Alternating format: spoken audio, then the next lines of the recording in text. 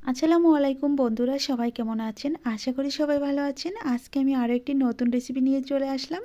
এটা নতুন বললে ভুল হবে, যেহেতু প্রতি শীতেই আমরা এই পিঠাটা খেয়ে থাকি। আজকে তৈরি করে দেখাবো দারুণ স্বাদের মিনি ভাপা পিঠা। আর পিঠাটা দেখতেও যেমন সুন্দর, খেতে কিন্তু অসম্ভব মজার। এটা ছোট বড় সকলে অনেক বেশি পছন্দ করে। যেহেতু শীত শুরু হয়ে গেছে, সেহেতু এই পিঠাটা তো অবশ্যই বানানোর প্রয়োজন। আর বানিয়ে দেখাচ্ছি খুব সহজভাবে আতপ চালের গুঁড়া দিয়ে। আতপ চালের গুঁড়া দিয়ে এত সুন্দর, এত সহজভাবে পিঠা তৈরি করা যায়, না দেখলে বিশ্বাস করবেন না। চলুন মূল রেসিপিতে চলে যাচ্ছি। প্রথমে একটা মিক্সিং বোল নিয়েছি আর মেজারমেন্ট কাপ দিয়ে 2 কাপ আতপ চালের গুঁড়া নিয়েছি। দেখেন আমি এখানে কতটুকু গুঁড়া নিয়েছি। তার সাথে দিয়ে দিচ্ছি স্বাদ মতো লবণ। এখন আমি হাত দিয়ে এগুলোকে একসাথে করে মিশিয়ে নিচ্ছি। তারপর নর্মাল তাপমাত্রা পানি দিয়ে সুন্দরভাবে গুঁড়াগুলোকে একটু ভিজিয়ে নিতে হবে। এতে করে ভাপা পিঠার দানাগুলো খুবই ভালো বোঝা যাবে। দেখেন আমি কিভাবে ভিজিয়ে নিচ্ছি। এখন আমি এগুলোকে চেলে নেব।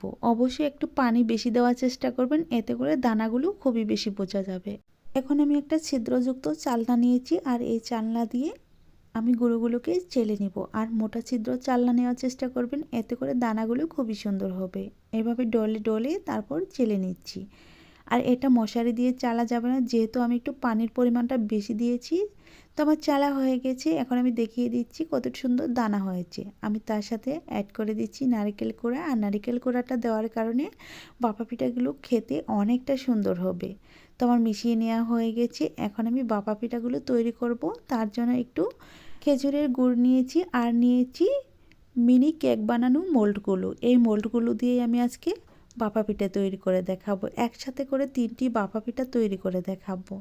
এখন আমি একটু একটু করে চাউল গুঁড়ো নিয়ে তারপর আমি এই মোল্ডের উপর দিয়ে দিচ্ছি। আর এটা চেপে চেপে ভরা যাবে না, হালকা হাতে আলতো হাতে এটাকে ভরে নিতে হবে। তারপর যখন একটু ভরে নেওয়া হবে, এখানে আমি উপর থেকে একটু খেজুরের গুড় দিয়ে দিব। আপনারা চাইলে এখানে খেজুরের গুড়, নারকেল কোড়া আরও বাদাম কুচিও দিয়ে দিতে পারেন। আমি শুধু গুড় দিয়েই পিঠাটা তৈরি করে নিব। তারপর ওপর থেকে আরও কিছু চাউলের গুঁড়া দিয়ে দিচ্ছি, দিয়ে তারপর গুড়গুলোকে ডেকে দিচ্ছি। আর এটা ডেকে দেওয়ার কারণ হচ্ছে, যেহেতু গুড়গুলো গলে যাবে, তার জন্য চাউল গুঁড়া দিয়ে ঢেকে দিতে হবে। এখন আমি একইভাবে 3টি ভাপা পিঠার মোল্ড রেডি করে নিয়েছি। তারপর নিয়েছি এরকম জালি বেগ, আর জালি বেগ দিয়ে আমি আজকে ভাপাগুলো সিদ্ধ করে নিব। এইভাবে ডেকে তারপর সবগুলো রেখে দিচ্ছি। দেখেন সবগুলো রাখা হয়ে গেছে। এখন আমি চুলায় চলে যাব।